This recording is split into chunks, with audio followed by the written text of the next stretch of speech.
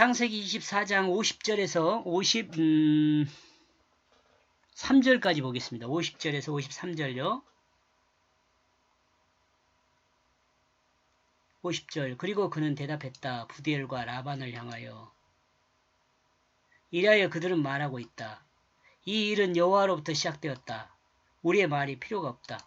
당신이 선하거나 악하거나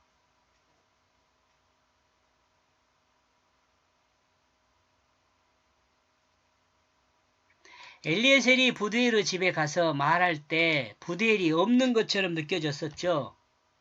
근데 부디엘이 없는 것처럼 느껴졌지만 이는 부디엘의 아들 라반이 아버지보다 먼저 나섰기 때문이라고 생각해 볼 수 있습니다. 그런데 거기엔 부디엘도 있었습니다. 그러죠? 그리고 부디엘의 아내도 있었습니다.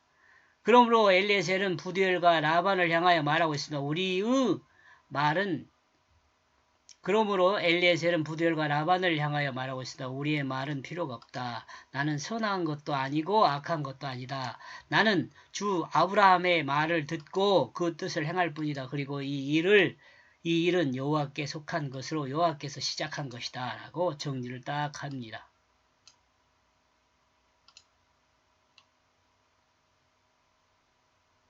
여기서 그는이 엘리에셀이죠.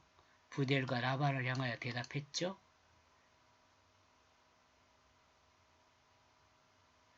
이게 지금 이것은 조금 말이 잘못된 것 같아요. 그죠? 그러므로 거기엔 부디엘도 있었습니다. 그러므로 엘리에셀 부디엘 라반을 향하여 말하고 있다.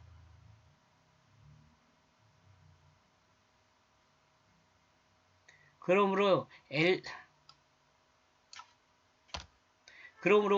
부디엘과 라반은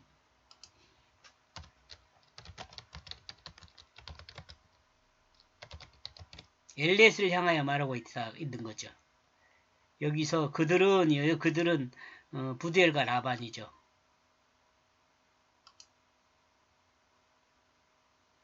그러므로 부디엘과 라반은 엘리에셀을 향하여 말하고 있다. 우리의 말은 필요가 없다. 나는 선하거나 당신은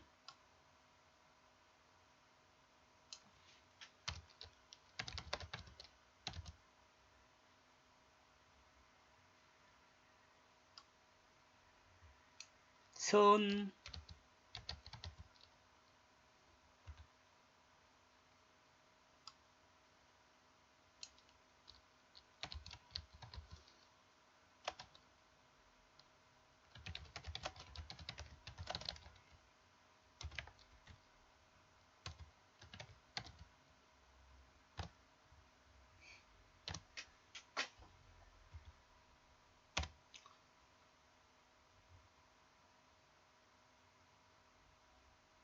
우리의 말은 필요가 없다. 여기서 우리는 부디엘과 라반입니다.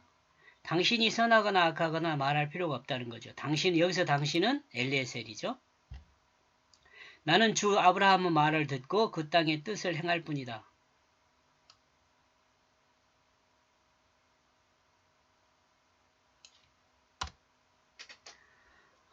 선하거나 악하거나 말할 필요가 없는 이유는 이 일은 여호와께 속한 것으로 여호와께서 시작했기 때문에 뭐라고 말할 것이 없다는 거죠. 부디엘은 어머니 밀가와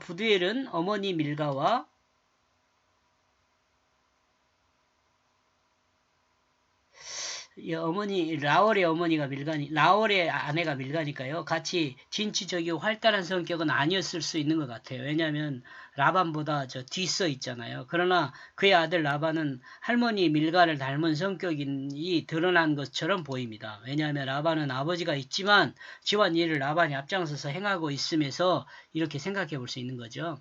아들의 경우 어머니의 외형적인 면은 아들의 경우 어머니의 외형적인 면은 자녀에게 드러나고 어머니의 내적 어머니의 성격은 2대 곧 손자에게 드러난다는 것을 생각하면 공감할 수 있는 내용입니다.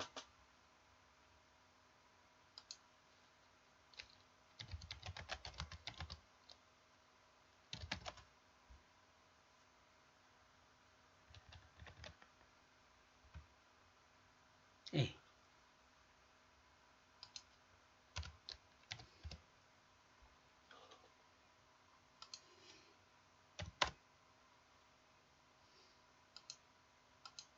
그러니까 밀가의 성격이 라반에게 나타났다는 것을 지금 이야기하고 있는 겁니다.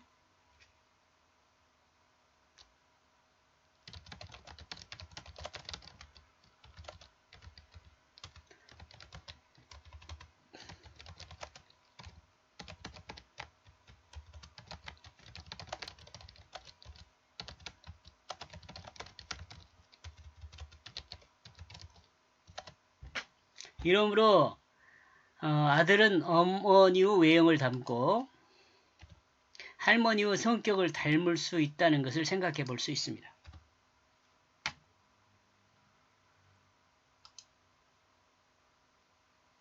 혹시 궁금하면 여러분 자녀들도 한번 비교를 해보시기 바랍니다. 사람의 논쟁은 큰 의미가 없습니다. 왜냐하면 하나님의 역사는 하나님의 뜻 안에서 이미 결정된 것이고 하나님의 그 역사는 진행될 것이기 때문에 그렇습니다. 이러므로 엘레셀이나 부두엘이나 라반의 생각은 큰 의미가 없습니다. 다만 하나님의 뜻을 따를 것이냐 아니면 따르지 않을 것이냐가 문제이죠. 만약 하나님의 뜻을 따르는 순종이 있다면 자신의 모든 것을 내려놓고 하나님의 뜻을 따르면 됩니다. 자신의 정욕을 따르는 움직임이 아니라 하나님 말씀을 따라 순종하면 되는 것이죠. 인간의 생각이나 인간에 의한 선악의 기준으로 드러나는 모든 것은 아무런 의미가 없다는 그런 의미입니다. 선악.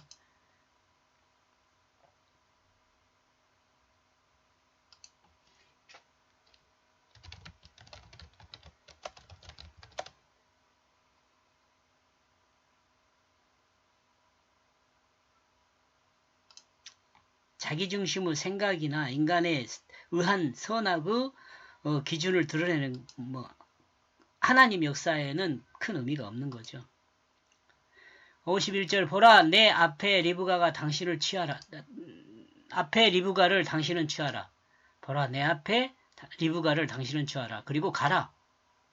그리고 여호와의 명대로 당신의 주인의 아들의 아내로 그 길을 갈 것이다.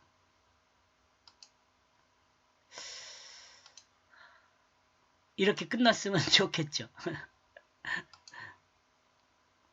엘리에셀은 부디엘과 라반을 향하여 너희의 선악간의 의견은 중요하지 않다. 이것도 앞에서 잘못됐으니까 지금 잘못된 것 같아요. 엘리에셀은 부디엘과 라반은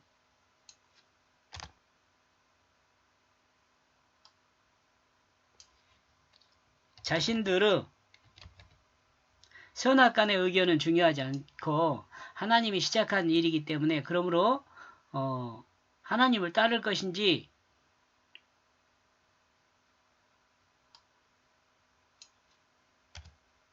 하나님의 뜻을 따라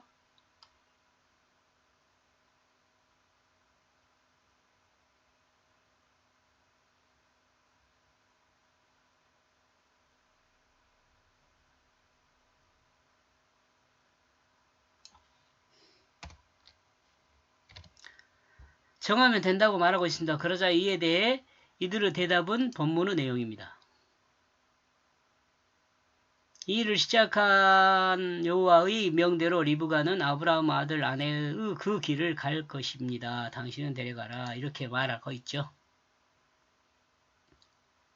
부들의 가족들은 하나님의 뜻을 따라 아브라함의 아들 이삭의 아내가 되도록 리브가를 데리고 가라고 말합니다. 이는 하나님의 뜻에 순종하는 모습을 드러내고 있습니다.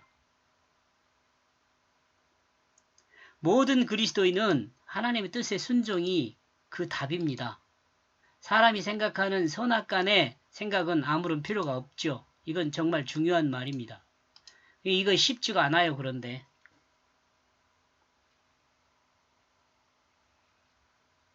52절 그러므로 아브라함은 그가 그들의 말을 듣고 그 여호와를 향하여 땅에 엎드렸다.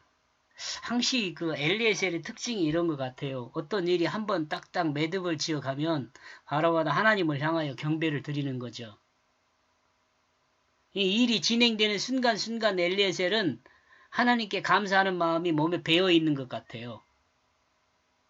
이 모든 결정을 지켜본 엘리에셀은 하나님이 진행한 역사를 확인하고 그는 땅에 엎드렸습니다. 이 일을 행하시는 분이 하나님임을 확인하였기 때문입니다.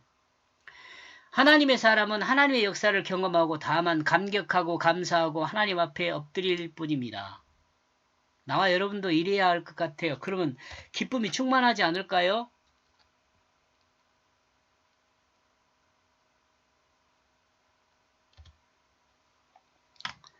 53절 이리하여 그 종은 꺼내게 만들었다. 그 종,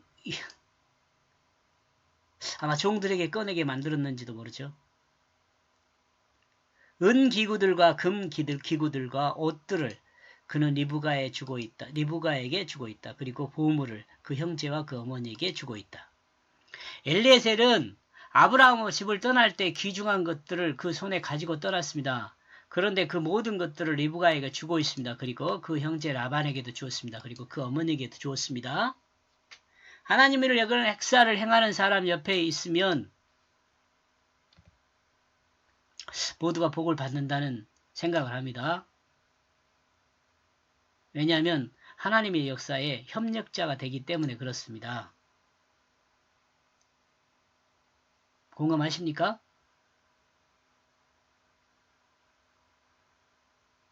여기까지 보겠습니다. 고맙습니다.